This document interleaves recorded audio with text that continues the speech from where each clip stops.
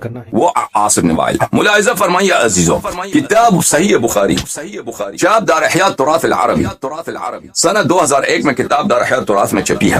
صفحہ نمبر 682 معاف کیجیے گا. باب اسلام عمر کیسے مسلمان ہوا.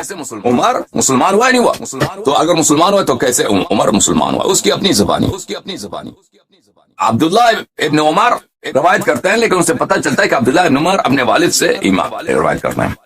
بینما ہوا فی الدار خائفہ، وہ ڈر کے مارے گھر میں چھپا ہوا تھا. کون؟ عبداللہ عمر بن الخطاب. اذ جاءہ العاص بن وائل السہمی، اس کے سے ملنے آیا. کون آیا؟ عاص بن وائل، وہی دشمن رسول صلی اللہ علیہ وسلم، جس کے متعلق قرآن نے شہادت دی کہ یہ کمینہ کتا شان اور رسول صلی اللہ علیہ وسلم. یہ عاص کون ہے؟ ابو عمرو بن العاص کا پیو، اس کا والد. علیہ حلت حبرت وقمیص مکفوف بحریر، کیونکہ یہ سردار تھا تو اس نے جو لباس پہنا تھا بہت شاہانہ لباس، اب ریشم کے اس کے لباس تھے اور بہت قیمتی لباس پہن کے رکھا تھا. وہ من بنی سہم میں سے، وہم حلفاؤنا فی الجاہلیہ، جاہلیت میں وہ ہمارے حلیف تھے. قال ما بالک، اس نے عمر سے کہا کہ تجھے کیا ہو گیا. قال زعم قومك انهم سيقتلوني ان اسلمت، عمر نے کہا کہ بلے قریش کہتے ہیں کہ اگر عمر مسلمان ہو جائے تو ہم اس کو قتل کریں گے، تو اس لیے یہ گھر میں چھپا ہوا ہے، خوف کے مارے ادھر مختفی ہے. ٹھیک ہے نا؟ تو اب اس کا چارہ کار کیا ہے؟ ٹھیک ہے نا؟ کہتا ہے لا سبیل الیک، اس نے کہا کہ میں تجھے پناہ دیتا ہوں. تو مسلمان بننا چاہتے مسلمان بن. لا سبیل الیک بعد ان قالها آمنت، اس نے جب مجھے پناہ دیے تو پھر میں ایمان لایا. میرے محترم ناظرین، یہاں پر ایک تو اب ہم نے آپ کو دیکھا کہ رسول پاک صلی اللہ علیہ وسلم کا ایک سسر ہے ابو بکر، وہ بھی کفار کی پناہ میں آرام سے رہتا ہے. رسول پاک صلی اللہ علیہ وآلہ وسلم اور ان کے جو سچے صحابی ہیں وہ نہایت اذیت و آزار میں، اور یہ کی آدمی ہے ابھی تک اسلام نہیں لایا. ٹھیک ہے نا؟ ڈر کے مارے ادھر چھپا ہوا ہے. اسلام کب اگر تو نے اسلام لانا تھا کسی کے پناہ میں تو عمر کسی ایسے شخص سے پناہ مانگ لیتے ہیں. کسی ایسے شخص تجھے کیسے گوارا ہوا؟ یہ کسی مسلمان کا غیرت قبول کرتا ہے کہ اگر کوئی مثلا شخص جو رسول کام یہی ہے کہ رسول پاک صلی اللہ علیہ وسلم سے صبح شام تک گالی دیتا رہے، گالی بونکتا رہے، تو اس سے کوئی پناہ مانگ لو. ٹھیک ہے نا؟ یہ کیسا، یہ تم اس کو صحابی مانتے ہو، اس کے اسلام کو مانتے ہو، جماعت عمریہ، یہ کیسا اسلام ہے مجھے بتاؤ. یہ اسلام لایا ہے تو کس کے پناہ میں؟ اس شخص کے پناہ میں جو نہایت ہی دشمن ہے رسول پاک صلی اللہ علیہ وسلم کا. اور قریش کے سردار سیاست دان تھے، وہ پاگل نہیں تھے. اگر اس کو مسلمان ہونے دیا ہے ایسے دشمن رسول صلی اللہ علیہ وسلم نے تو لازمی آپس میں کوئی انڈرسٹینڈنگ تو ہوگی کہ یہ اندر سے اسلام کے اندر سے اور صحابہ کے اندر سے امت کے اندر سے کیسے ان کا سپورٹ کرے گا؟ وَإِلَّا کیسے ہو سکتا ہے اس کو پناہ دیو؟ ملاحظہ فرمائیے کتاب رسالۃ الغفران لأبی العلاء المعری، متوفى سنہ 449، ابو العلاء المعری کا رسالۃ الغفران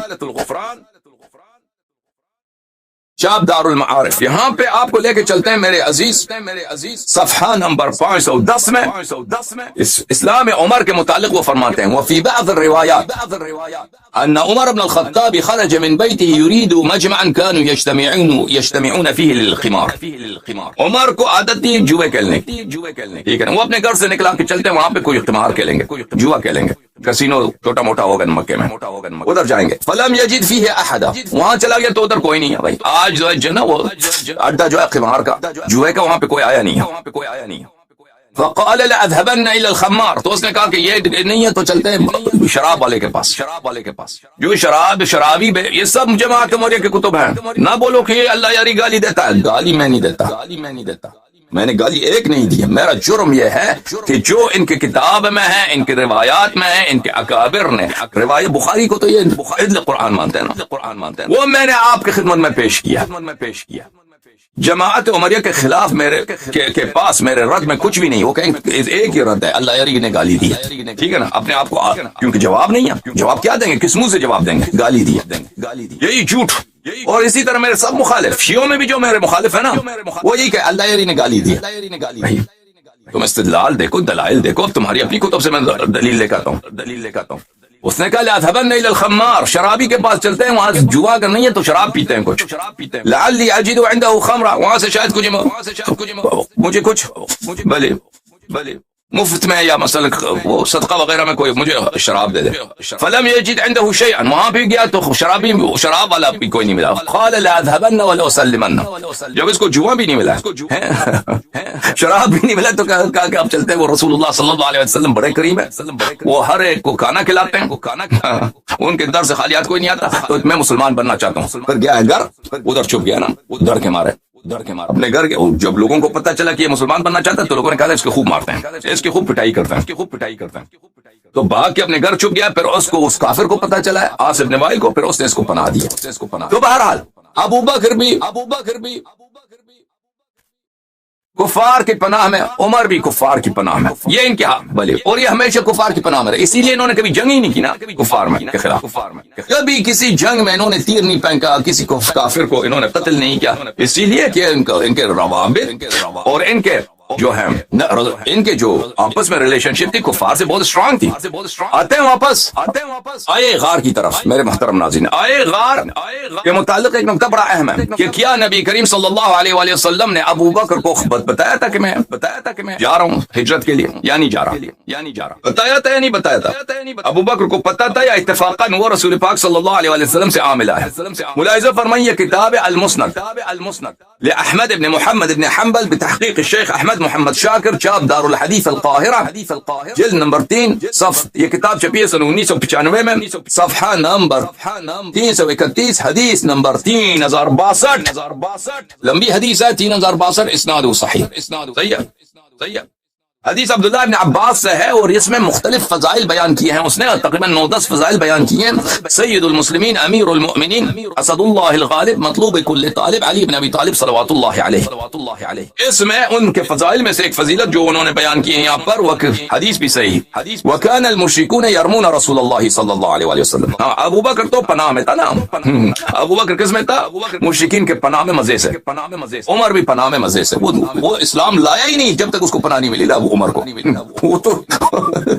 وہ تو اس مسلمان ہی نہیں ہوا جب تک پہلے اس کو کافر نے پناہ دیا پھر وہ مسلمان ہوا. اس کو تو کبھی کوئی تکلیف نہیں پہنچا نا عمر کو اسلام کے راستے میں. لیکن نبی کریم صلی اللہ علیہ وسلم کان المشرکون یرمون رسول اللہ صلی اللہ علیہ وسلم. مشرکون رسول پاک صلی اللہ علیہ وسلم کو پتھر مارتے تھے، بری باتیں کہتے تھے، اذیت کرتے تھے ہر طرح سے. شب ہجرت کو وہ اپنے رسول پاک صلی اللہ علیہ وسلم اپنے بستر پہ سوتے تھے تو ان کو پتھر مارتے تھے. اچھا انہوں نے امیر المؤمنین علیہ الصلوۃ والسلام کو اپنے بستر پہ لٹایا. فجاء ابو بکر وعلی النائم، ابو بکر آئے اور علی علیہ الصلوۃ والسلام وہاں پہ سو رہے تھے بستر رسول صلی اللہ علیہ وسلم پہ. شب ہجرت کی بات ہو رہی ہے. قال وابو بکر يحسب انه نبی اللہ. ابو بکر کو یہ گمان تھا کہ پیغمبر صلی اللہ علیہ وسلم یہاں پہ سو رہے ہیں. فقال یا نبی اللہ، اس نے کہا اے پیغمبر خدا. ٹھیک ہے نا، شب ہجرت ہے، رسول اللہ صلی اللہ علیہ وسلم جا چکے ہیں اپنی جگہ پہ. کس کو سلایا انہوں نے؟ امیر المؤمنین علیہ السلام کو. کفار بھی نے گھر کو محاصرے میں لیا، پتھر مار رہے ہیں. تو اس حالت اس کو پتہ ہی نہیں کہ پیغمبر صلی اللہ علیہ وسلم جا چکے ہیں. کہتا یا نبی اللہ. ابھی بالکل اس نے سارا پلان ایکسپوز کرنا تھا ابو بکر. جتنے حکمت کے ساتھ اور جتنے اختفاء کے ساتھ اور رازداری کے ساتھ کہ رسول اللہ صلی اللہ علیہ وسلم نے اپنے بستر پر اپنے بھائی کو سلایا ہے. بھائی کو قتل ہونے جا رہے ہیں، امیر المؤمنین علیہ السلام شہید ہونے جا رہے ہیں کیونکہ وہ بستر ہے قتل ہونے. کیونکہ کفار نے آپس میں معاہدہ کیا ہے کہ آج کی رات ہم ان کو قتل کریں گے. تو یہ بستر ہے موت کی، جو بھی ادھر سوئے گا وہ قتل ہوگا. مگر یہ کہ اللہ بچائے. تو ابو بکر ادھر آ رہا ہے، کفار بھی دیکھ رہے ہیں. اب سارا پلان ہی ایکسپوز کر رہا ہے. کیسے ایکسپوز کر رہا ہے بھائی؟ ایکسپوز اس طرح کر رہا ہے کہ وہ کہہ رہا ہے یا نبی اللہ. اگر اچھا اب امیر المؤمنین ایسا وہاں پہ سو رہے ہیں. اب وہ تو بڑے مشکل میں پھنس گئے، بڑے مشکل سے میں پھنس گئے. ٹھیک ہے نا، اس کو کیا جواب دیں؟ کیوں ایسا کر رہے ہو تم؟ تو ایسے بخوبی پتہ چلتا ہے کہ ابو بکر کو پتہ نہیں تھا کہ نبی کریم صلی اللہ علیہ وسلم جا چکے ہیں. وہ اس راز میں شریک ہی نہیں تھے، ہجرت کے راز میں. قال فقال له علي علیہ السلام ان نبی اللہ قد انطلق نحو بئر میمون فادرکه. امیر المؤمنین علیہ السلام نے کہا کہ رسول پاک صلی اللہ علیہ وسلم جا چکے ہیں بنی میمون کا جو کنواں ہے وہاں کی اس کی طرف تم ادھر چلے جانا. تو یہ تو مجبوری کے ساتھ امیر المومنین علیہ السلام کو کہنا پڑا، وإلا یہ تو ادھر تو یہ کہہ دیتا کہ پیغمبر کہاں سب کو بتا دیتا، بھائی سب کو پتہ چل جاتا ہے کہ وہ جا چکے ہیں نا. پھر کفار تو ادھر ان کے پیچھے پڑ جاتے ہیں کہ تلاش کرو کیا کہاں بھاگ گئے کہ ان کو قتل کیا جائے. فانطلق ابو بکر فدخل معه الغار. تو ابو بکر چلا گیا ہے وہ نبی کریم صلی اللہ علیہ وسلم کے ساتھ اس وقت غار میں داخل ہوا. اچھا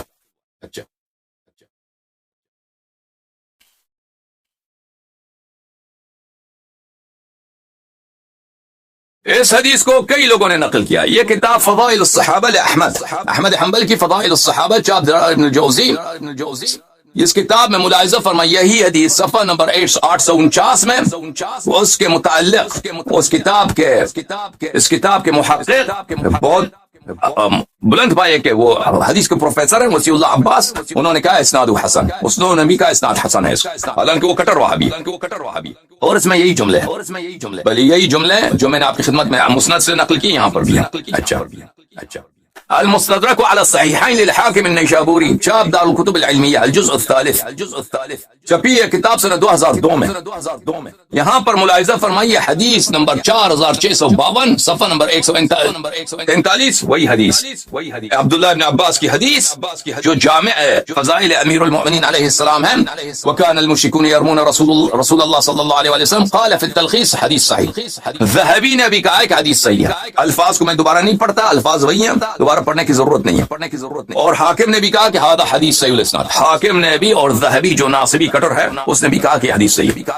ضیاء المقدسی صاحب کتاب المختارہ جس نے یہ وعدہ دیا ہے کہ اپنی کتاب میں صرف صحیح احادیث وارد کرے جو بخاری مسلم کی طرح حجت ہیں. الاحادیث المختارہ لضیاء المقدسی جلد نمبر 13 چھپی ہے کتاب سنہ 2000 میں. اس کتاب میں بھی انہوں نے صفحہ نمبر 26 میں جلد نمبر 13 میں صفحہ نمبر 26 میں اسی حدیث کو نقل کیا. کہ الفاظ میں نہیں دہراتا، بس واضح طور پر ہے کہ ابو بکر کو پتہ نہیں تھا کہ رسول پاک صلی اللہ علیہ وآلہ وسلم کہاں ہے. السنن الکبریٰ میں احمد بن شعیب النسائی ابو عبد الرحمن نے بھی اس کو نقل کیا. چاپ الرسالہ العالمیہ الجزء السابع جو سنہ 2001 میں چھپی ہے. یہاں پر صفحہ نمبر 416 میں حدیث نمبر 8355 میں ولبس ثوب رسول اللہ صلی اللہ علیہ وآلہ وسلم ونام. امیر المؤمنین علیہ الصلوۃ والسلام نے رسول پاک صلی اللہ علیہ وسلم کا لباس مبارک پہنا ہے اور رسول پاک صلی اللہ علیہ وسلم کے کپڑے پہن کر ان کے بستر پہ سوئے ہیں، شہید ہونے جا رہے ہیں. فجعل المشركون يرمون كما يرمون رسول اللہ صلی اللہ علیہ وسلم. مشرک پتھر مار رہے تھے جس طرح وہ رسول پاک صلی اللہ علیہ وسلم کو مارتے تھے.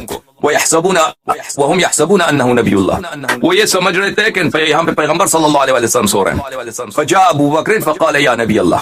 تو مشرکین کی طرح ابو بکر بھی یہ سوچ رہا تھا کہ یہاں پر پیغمبر سو رہے ہیں صلی اللہ علیہ وسلم. تو اس نے کہا یا نبی اللہ. فقال علی علیہ السلام ان نبی اللہ صلی اللہ علیہ وآلہ وسلم قد ذهب نحو بئر میمونہ. رسول پاک صلی اللہ علیہ وسلم میمونہ کے کنویں کی طرف چلے گئے، پھر وہاں سے ابو بکر چل پڑا. ٹھیک ہے نا. تو پتہ یہ چلا ہجرت کے متعلق یہ ابو بکر جو ہے یہ رسول پاک صلی اللہ علیہ وسلم کا رازدار نہیں تھا. یہ اتفاق سے کیونکہ رسول پاک صلی اللہ علیہ وسلم کا پلان ایکسپوز ہو جاتا کیونکہ ادھر آیا ہے وہ کہہ رہے ہیں یا نبی اللہ.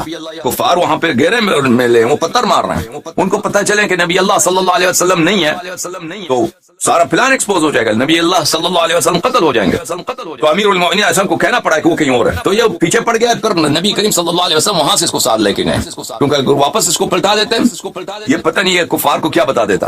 ایک دو تھپڑ بھی مارتے نا تو یہ کہہ دیتا کہ میں نے دیکھا وہاں جانا. اچھا اب آتے ہیں آئے غار کی طرف. میرے محترم ناظرین آئے غار میں جماعت عمریہ کہتے ہیں یہ ابو بکر کی مدح میں نازل ہوئی ہے. ابو بکر کی مدح میں آئے غار سورہ توبہ میں نازل ہوئی اور اس میں ابو بکر کی مدح ہے، اور یہ جھوٹ ہے میرے محترم ناظرین، کیونکہ آئے غار کا شان نزول کا آئے غار کا شان نزول تو شب ہجرت نہیں ہے، آئے غار کا نزول اوائل ہجرت نہیں ہے، آئے غار کا نزول ہے غزوہ تبوک، اور یہ تعریف کے لیے نازل نہیں ہوئی، یہ مذمت کے لیے نازل ہوئی، کیونکہ رسول پاک صلی اللہ علیہ وآلہ وسلم صحابہ کو کہہ رہے تھے کہ آؤ نکلو جہاد کی طرف، وہ مختلف بہانے کر رہے ہیں، ہوا گرم ہے، فصل کو ہم نے لینا ہے، اتنی دور کہاں جانا، کیا وجہ کیا، ہم نہیں جاتے بھائی، جو آپ خود چلے جاؤ، جب صحابہ کرام رسول اللہ صلی اللہ علیہ وآلہ وسلم کے اوامر سے سرپیچی کرتے تھے اور بے شرمی کے ساتھ جانے سے انکار کر رہے تھے، تو اللہ تعالی نے یہ آیت نازل کیا، کئی آیات نازل کی، ان میں سے ایک آیہ غار ہے، ملاحظہ فرمائیے سورہ توبہ آیہ نمبر 40 جو ہے وہ آیہ غار ہے، الا تنصروہ۔ اب بتائیں گے کہ یہ آیہ مذمت کے لیے نہ کہ تعریف کے لیے، لیکن آپ سیاق آیات کی دیکھیے، یا ایھا الذین آمنوا آیہ نمبر 38 سے، یا ایھا الذین آمنوا ما لکم اذا قیل لکم انفروا فی سبیل اللہ اثاقلتم الی الارض، اے ایمان والو، یعنی ایمان والے جب کہا جاتا ہے، یہ قرآن میں دو طرح کے ہیں، ایک کئی مقام ایسے ہوتے ہیں جب کہا جاتا ہے ایمان والو تو ایمان والوں سے سچے ایمان والوں کو مراد ہوتی ہے، بہت دفعہ ایسا ہوتا ہے ایمان والو جو زبان میں ایمان والے ہیں، دل میں ایمان والے نہیں، یہ مقام اس طرح سے ہے کہ یہ واقعی مخلص مومن نہیں ہے، زبانی مومن ہے۔ اے ایمان والو ما لکم، کیا ہو گیا ہے تجھے کیا ہو گیا، کیوں جھوٹے ہو، کیوں اب قیامت پہ تجھے ایمان نہیں ہے، اللہ نے تجھے پہ جہاد واجب کیا، تم جہاد کے لیے نہیں نکلتے، ما لکم کیا ہوا ہے، اذا قیل لکم انفروا فی سبیل اللہ اثاقلتم الی الارض، جب اللہ کی جانب سے فرمان الہی آتا ہے کہ جہاد کے لیے نکل جاؤ، کوچ کرو جہاد کے لیے، تم زمین پہ باری بوری کی طرح زمین پہ تم بھاری بن جاتے ہو، گر جاتے ہو، زمین سے حرکت کا نام ہی نہیں لیتا ہے۔ اللہ کہہ رہا ہے کہ جہاد کرو، رسول صلی اللہ علیہ وسلم فرمانے جہاد کرو، وعدہ دیتا ہے جنت کی، نہیں کرتا کوئی۔ ارضیتم بالحیات الدنیا من الآخرہ، تم آخرت کے بجائے دنیا کو چاہتے ہو، تم دنیا کو چاہتے ہو، آخرت کو نہیں چاہتے۔ میرے عزیزوں بتاؤ، یہ مذمت کے لیے یا تعریف کے لیے؟ فما متاع الحیات الدنیا فی الآخرۃ الا قلیل، دنیا کی جو چیزیں آخرت کے مقابلے میں کچھ ہے ہی نہیں، معدوم ہے۔ الا تنفروا، الفاظ بتاتے ہیں، سیاق بتاتا ہے کہ ایک ساتھ نازل ہوئی ہیں۔ الا تنفروا، اگر تم جہاد کے لیے کوچ نہ کرو، يعذبكم عذابا علیما، اللہ تعالیٰ تمہیں سخت عذاب دے گا، اللہ رب العزت تمہیں شدید دردناک عذاب دے گا۔ صحابہ سنو، وَيَسْتَبْدِلْ قَوْمًا غَيْرَكُمْ، اور تمہاری جگہ ایک اور قوم کو لائے گا، تمہیں عذاب ہوگا، ایک اور قوم آئیں گے، وہ دین کی خدمت کریں گے۔ وَلَا تَضُرُّوهُ شَيْئًا، اور اللہ تعالیٰ کو کوئی تم ضرر نہیں پہنچا سکتے، اللہ تعالیٰ تمہارا محتاج نہیں ہے۔ وَاللَّهُ عَلَى كُلِّ شَيْءٍ قَدِيرٌ، اللہ تعالیٰ سب چیزوں پہ قادر ہے، ٹھیک ہے نا۔ اب یہ میں نے دو آیتیں پڑھی ہیں، اس کا ترجمہ دیکھتے ہیں، جیسے دوسرے علماء نے ترجمہ کیا، پھر آئے غار کی طرف آتے ہیں۔ یہ ویب سائٹ ہے میرے عزیزوں، یہاں پہ مختلف مترجمین کے ترجمے ہیں۔ یا ایھا الذین آمنوا ما لکم اذا قیل لکم، پہلی یہ آیت ہے۔ دیکھیں کہ مولوی طاہر قادری صاحب ہیں، طاہر قادری، انہوں نے کیسے ترجمہ کیا، اے ایمان والے، اے ایمان والو، تمہیں کیا ہو گیا ہے کہ جب تم سے کہا جاتا ہے کہ تم اللہ کی راہ میں جہاد کے لیے نکلو تو تم بوجھل ہو کر زمین کی مادی اور سفلا دنیا کی طرف جھک جاتے ہو۔ کیا تم آخرت کے بدلے دنیا کی زندگی سے راضی ہو گئے ہو؟ سو آخرت کے مقابلے میں دنیاوی زندگی کا ساز و سامان کچھ بھی نہیں، مگر بہت ہی کم حیثیت رکھتا ہے، ٹھیک ہے نا۔ اچھا، ایک اور بھائی ترجمہ آپ کو سناتے ہیں، ایک اور ترجمہ ہے احمد رضا خان کا، احمد رضا خان بریلویوں کا جو امام ہے، اس کو اعلیٰ حضرت بولتے ہیں۔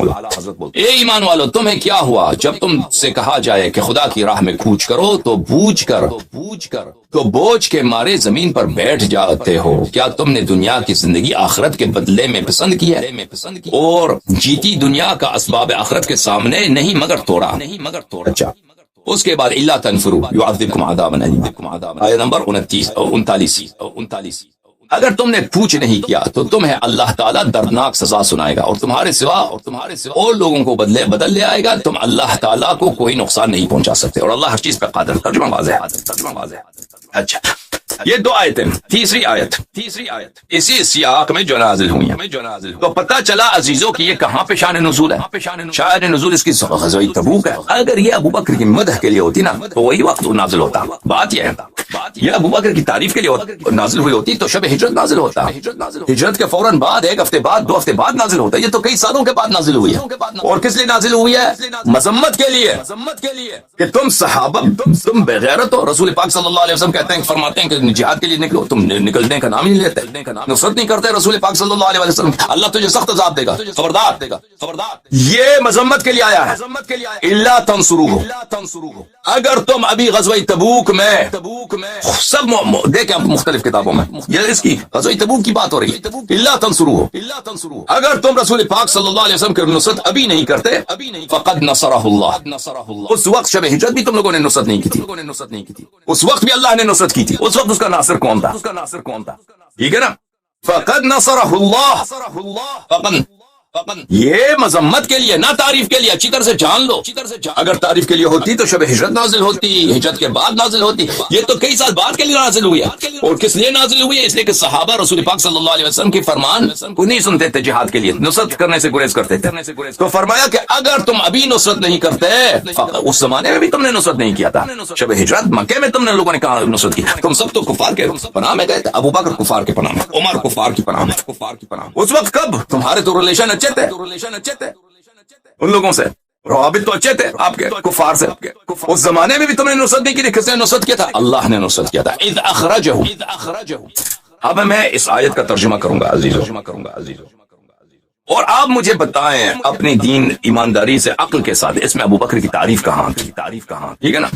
تعریف کہاں ہے؟ مدح. آپ جانتے ہیں مدح کس کو بولتے ہیں، تعریف کس کو بولتے ہیں، ستائش کس کو بولتے ہیں. اگر میں کہہ دوں کہ آپ اچھے آدمی ہیں یہ مدح ہے. اگر میں کہوں آپ عالم ہیں یہ مدح ہے. صاحب آپ متقی ہیں میں نے آپ کی تعریف کی ہے. ٹھیک ہے نا. یہ مدح کے الفاظ ہیں. بہت سارے الفاظ ہیں مدح، ایک دو تو نہیں ہے. مختلف جملے سے ہو سکتے ہیں، مختلف اطوار سے بیان کیا جا سکتا ہے. تو ہم پڑھیں گے اس آیت کو اور ترجمہ کریں گے. اور میں علی الاعلان یہ کام کر رہا ہوں، چونکہ تو نہیں کر رہا. جماعت عمریہ کے علماء دیکھ رہے ہیں، وہ بخوبی میری باتوں کو سن رہے ہیں، ریکارڈ کر رہے ہیں، کیونکہ میں نے ان کی کمر توڑ دی ہے. وہ ہمیشہ اس کوشش میں ہوتے ہیں کہ اللہ علی کے بعد میں اس کے سوال جواب میں ایک ایسا خلل ہم نکال دیں کہ اس پہ اگلے دن آ کر اس کو تانا مارے، اس کو پکڑ لیں کہ آپ نے یہاں پہ غلط کیا.